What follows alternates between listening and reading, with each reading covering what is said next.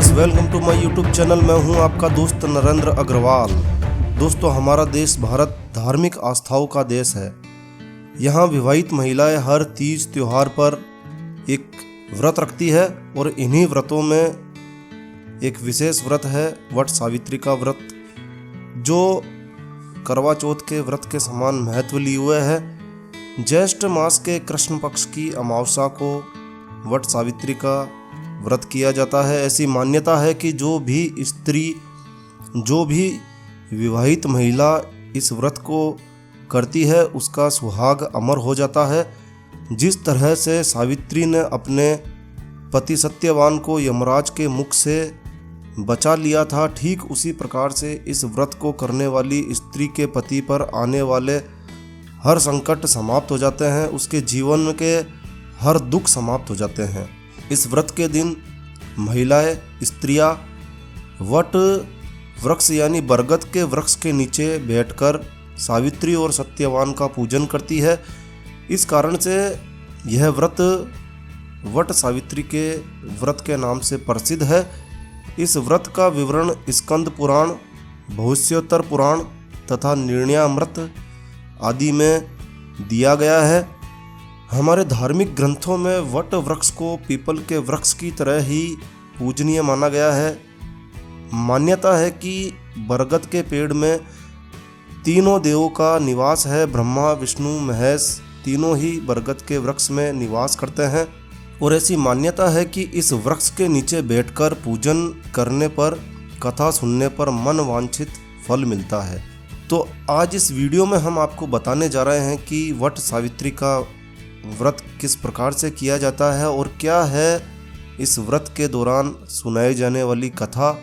संपूर्ण कथा पुराणों में वर्णन के अनुसार इस वीडियो में आपको बताने जा रहे हैं। कृपया ध्यान से वीडियो देखिए। हमारी भारतीय संस्कृति, हमारी धार्मिक संस्कृति को जानने का यह एक अच्छा सुअवसर है। इस वीडियो के माध्यम से हम आपको हमारे पौराणिक ग्रंथों में वर्णित कथा को शेयर करने जा रहे हैं। कृपया ध्यान से सुनिए। तो इस व्रत के लिए आपको जो पूजन सामग्री चाहिए वह है सत्यवान और सावित्री की मूर्ति। सत्यवान और सावित्री की मूर्ति कपड़े की बनी हुई होती है। यह आप घर पर भी बना सकते हैं या फिर बाज़ार से भी इस प्रकार की मूर्ति खरीदी जा सकती है। और इसके लिए आपको एक बांस का पंखा चाहिए जो हाथ से आप चला सकते हैं। ऐसा एक बांस का पंखा, जिसे साधारणतः पंखी कहा जाता है, यह चाहिए। एक आपको लाल रंग का धागा, जिसे मोली कहा जाता है, सूत का धागा चाहिए। लाल रंग का रंगा हुआ धागा, जिसे हम मोली कहते हैं, यह चाहिए। धूप अगरबत्ती चाहिए। एक मिट्टी का दीपक चाहिए। मिट्टी के दीपक को जलाने के लिए शुद्ध गाय का घी चाहिए। पूजा के लिए कुछ ताज़े फूल चाहिए, खासकर गुलाब के फूल हों तो बेहतर होगा। फल के रूप में आप मौसमी फल, आम, लीची, केले या फिर अपने शहर में मिलने वाला कोई भी फल आप ले सकते हैं। और इसके लिए आपको कम से कम 1.25 मीटर 2 कपड़े चाहिए, एक लाल रंग का और दूसरा भी लाल रंग का, यानी आपको 2 कपड़े 1.25 मीटर के लाल रंग के चाहिए। थोड़ा आपको सिंदूर चाहिए। जल से भरा हुआ एक पात्र, एक कलश चाहिए और रोली चाहिए। बस आपकी पूजा सामग्री। और चाहें तो आप गुड़ और चना भी रख सकते हैं। मान्यता है कि इस दिन गुड़ चने का भोग लगाकर सभी में बांटा जाता है, तो आप करीब आधा किलो गुड़ चना भी इसमें ले सकते हैं। और अब पूजन की विधि आपको बताते हैं। सर्वप्रथम विवाहित स्त्रियां सुबह उठकर अपने नित्य क्रम से निवृत्त होकर स्नान इत्यादि करके शुद्ध हो जाइए और फिर नए वस्त्र पहनकर 16 श्रृंगार कर लीजिए। जी हाँ दोस्तों, इस व्रत को करने के लिए महिलाएं पूर्ण रूप से सज धज कर इस व्रत का आनंद लेती है, इस व्रत को करती है। इसके बाद पूजन के सभी सामान को, सभी सामग्री को टोकरी में या बैग में व्यवस्थित तरीके से आप रख लीजिए, क्योंकि आपको यह पूजा वट वृक्ष के नीचे करनी है। हो सकता है कि आपके घर से यह वृक्ष थोड़ी दूरी पर हो, तो अच्छे से आप इसकी पैकिंग कर लीजिए और तत्पश्चात वट वृक्ष के नीचे जाकर वहाँ पर आप सफाई करके फिर आप उस सामग्री को वहाँ पर रखिए। सबसे पहले सत्यवान तथा सावित्री की मूर्ति को निकालकर वट के वृक्ष के नीचे एक साफ स्थान पर स्थापित करिए।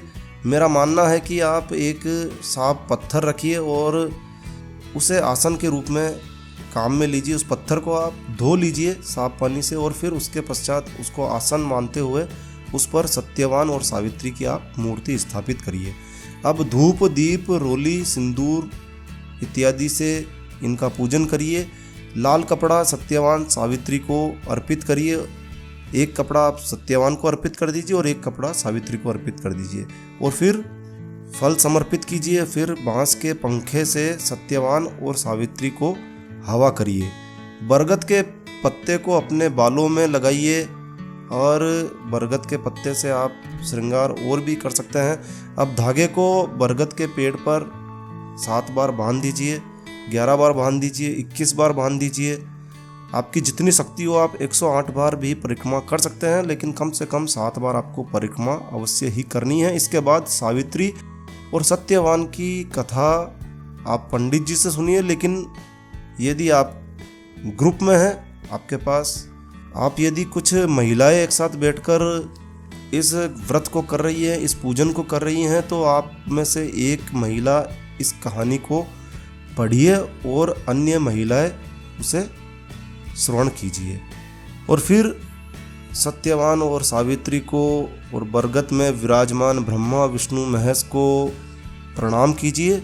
अपनी मनोकामना उनके समक्ष रखिए और फिर हर्षो उल्लास के साथ, प्रसन्नता के साथ अपने घर पर लौट आइए। घर पर आकर उसी पंखे से अपने पति को हवा करिए, उन्हें प्रणाम करिए और उनसे आशीर्वाद लीजिए और शाम के समय मीठा भोजन करिए, मिठाई खाइए और प्रसन्न चित्त मन से पूरा दिन बिताइए। अब आपको बताते हैं वट सावित्री की कथा जो पुराणों में वर्णित है। महाभारत के वन पर्व में सावित्री और सत्यवान की कहानी का वर्णन है। पांडव जब वनवास में थे तब एक बार युधिष्ठिर ने मार्कंडेय मुनि से पूछा, हे मुनिवर, क्या आप किसी अन्य स्त्री के बारे में जानते हैं जो राजकुल में पैदा होने के बाद भी अपने पतिव्रत धर्म के निर्वाह के लिए वन वन भटकी हो, जैसे द्रौपदी हमारे साथ वन वन भटक रही है? मार्कंडेय मुनि ने कहा, हे युधिष्ठिर, बहुत वर्षों पहले सावित्री नाम की एक स्त्री थी जिसने कठिन पतिव्रत धर्म का पालन किया है। मैं आप लोगों को सावित्री की कथा विस्तार से सुनाता हूँ। प्राचीन काल में भद्र देश के राजा अश्वपति थे। उनकी कोई संतान न थी। संतान प्राप्ति के लिए उन्होंने अनेक वर्षों तक कठिन तप किए। तब देवी ने उन्हें पुत्री रत्न का वरदान दिया, जिसके फलस्वरूप राजा के घर पुत्री का जन्म हुआ। राजा ने अपनी पुत्री का नाम सावित्री रखा, क्योंकि उन्हें पुत्री रत्न का वरदान माँ देवी सावित्री ने ही दिया था। समय बीतता गया। धीरे धीरे सावित्री अपने पिता के घर में बड़ी होने लगी। जब सावित्री विवाह योग्य हुई तब राजा ने उसे अपने पास बुलाकर कहा, हे बेटी, अब तुम विवाह के योग्य हो गई हो, अतः अपने लिए योग्य वर का चुनाव करो। वर की खोज में सावित्री ने कई देश और वन के भ्रमण किए।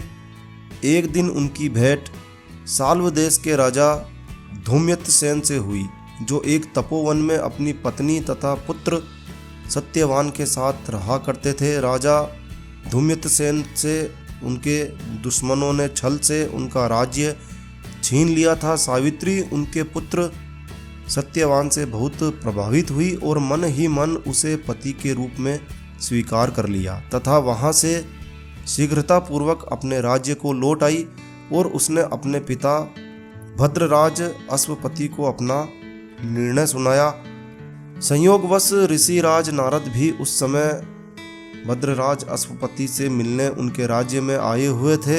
जब नारद जी ने सावित्री की वर चुनने की बात सुनी तो उन्होंने भद्रराज अश्वपति से कहा, हे राजन, सावित्री ने अपने लिए जो वर चुना है वह बिल्कुल सही है। सत्यवान गुणवान तथा धर्मात्मा है, परंतु उसमें एक ही दोष है, वह अल्प आयु है। उसकी मृत्यु ठीक 1 वर्ष के पश्चात होने वाली है। नारद जी की बातें सुनकर राजा अश्वपति ने सावित्री को बहुत समझाने की कोशिश की, बहुत प्रयास किया कि वह किसी और को अपना वर चुन ले, लेकिन सावित्री ने अपने पिता से कहा कि मैंने अपना वर चुन लिया है और जो भी मेरे भाग्य में लिखा होगा वही होना है। आप मेरा विवाह सत्यवान से ही कर दीजिए। उसके बाद सावित्री के द्वारा चुने हुए वर सत्यवान से सावित्री की धूमधाम से पूरे विधि विधान से सावित्री का विवाह कर दिया गया। सावित्री ने सास ससुर की सेवा की और पतिव्रत का धर्म का पालन करते हुए करीब 1 साल बिता दिया। नारद जी के कहे अनुसार जब उसके पति की आयु मात्र 4 दिन की ही बची तो उसने 3 दिन पहले से ही व्रत रखना आरंभ कर दिया। चौथे दिन जब सत्यवान लकड़ी लेने वन को जाने लगे तो सावित्री ने अपने पति से कहा कि मैं भी आपके साथ वन को चलूंगी। सत्यवान के मना करने के बावजूद भी वह सास ससुर की आज्ञा लेकर अपने पति के साथ वन को चली गई। वन में सत्यवान ने जैसे ही एक पेड़ पर चढ़कर लकड़ी काटना शुरू किया, उसके सिर में भयंकर पीड़ा होने लगी और वह पेड़ से उतरकर निढाल हो गया। सावित्री समझ गई कि उसके पति का अंत समय निकट है, अतः उसने अपने पति का सिर अपनी गोद में रख लिया और मन ही मन भगवान का स्मरण करने लगी। तभी उसे एक विशालकाय पुरुष हाथ में पास लिए हुए भैंसे पर सवार हो अपने पति को सिरहाने में दिखाई दिया। तब सावित्री ने पूछा, आप कौन हैं और यहाँ किस कारण से आए हैं? तब यमराज ने सावित्री से कहा, हे देवी, मैं यमराज हूँ और तुम्हें बता देता हूँ कि मैं तुम्हारे पति के प्राण हरण करने के लिए यहाँ आया हूँ।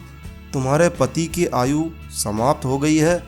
और ऐसा कहकर यमराज ने यमपाश फेंक कर सत्यवान के प्राण निकाल लिए और दक्षिण दिशा की ओर यमलोक को जाने लगे। तब सावित्री भी यमराज के पीछे पीछे चलने लगी। तब यमराज ने सावित्री से कहा, तुम मेरे पीछे पीछे कहाँ आ रही हो? सावित्री बोली, मेरे पति जहाँ जाएंगे मैं भी वहीं जाऊंगी। तब यमराज ने उसकी पतिव्रत धर्म की निष्ठा को देखते हुए कहा कि कोई भी मनुष्य जिसकी आयु शेष है वह यमलोक नहीं जा सकता और मैं सत्यवान के प्राण भी नहीं लौटा सकता। अतः तुम मुझसे कोई भी वर मांग लो, तुम्हें वह वरदान अवश्य दूंगा।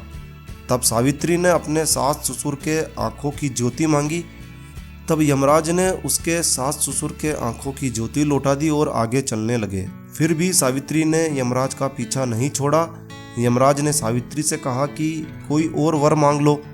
इस बार सावित्री ने अपने सास ससुर के राज्य को वापस वर के रूप में मांग लिया। यमराज ने इस बार भी तथास्तु कहा और फिर आगे चलने लगे। सावित्री फिर भी यमराज के साथ आगे चलने लगी। अब यमराज से सावित्री ने अपने पिता के लिए 100 पुत्र का वर मांगा। यमराज ने तथास्तु कहकर सावित्री को लौट जाने को कहा, लेकिन सावित्री नहीं मानी। अब यमराज ने सावित्री से कहा कि तुम मुझसे अपने पति के प्राण के अलावा कोई भी वरदान मांग लो। तब सावित्री ने अपने लिए वर मांगा कि उसे सत्यवान से 100 यशस्वी पुत्र हो। यमराज ने इस बार भी तथास्तु कहकर सत्यवान के प्राण पास में बांधकर वह आगे बढ़ने लगे, परंतु सावित्री ने फिर भी यमराज का पीछा नहीं छोड़ा। तब यमराज ने कहा, मैंने तो तुम्हें सभी मन वांछित वरदान दे दिए, अब तुम लौट जाओ। तो सावित्री ने कहा कि आपने मुझे सत्यवान से 100 यशस्वी पुत्र होने का वरदान दिया है और इसके लिए सत्यवान का जीवित होना आवश्यक है। तब यमराज ने सत्यवान के प्राण को पास से मुक्त कर दिया और सावित्री को आशीर्वाद दिया कि तुम्हारा सुहाग अमर रहेगा। उसके बाद सावित्री सत्यवान के मृत शरीर के पास पहुंची तो उसने सत्यवान को जीवित पाया। दोनों पति पत्नी अपनी कुटिया में पहुँचे वहाँ उनके माता पिता की आंखों की दृष्टि भी लौट आई थी और कुछ ही समय में उन्हें अपना खोया हुआ राज्य भी वापस मिल गया। इस प्रकार सावित्री सत्यवान युगों तक सारे सुखों को भोग कर वैकुंठ लोक को चले गए। वट सावित्री व्रत करने और इस कथा को सुनने से विवाहित स्त्रियों के पति पर भी कोई संकट नहीं आता है। तो दोस्तों, वट सावित्री के व्रत की कथा का यह महत्व है। जो स्त्रियां विधिवत पूजन करके वट वृक्ष के नीचे बैठकर इस व्रत को करती है, इस पूजन को करती है और इस कथा का श्रवण करती है, इस कथा को बोलती है, उसके जीवन में सभी प्रकार के कष्ट, सभी प्रकार के दुख समाप्त हो जाते हैं। उसके घर में सभी प्रकार की सुख सुविधाएं, धन वैभव, सुख शांति सभी कुछ उसे प्राप्त होती है।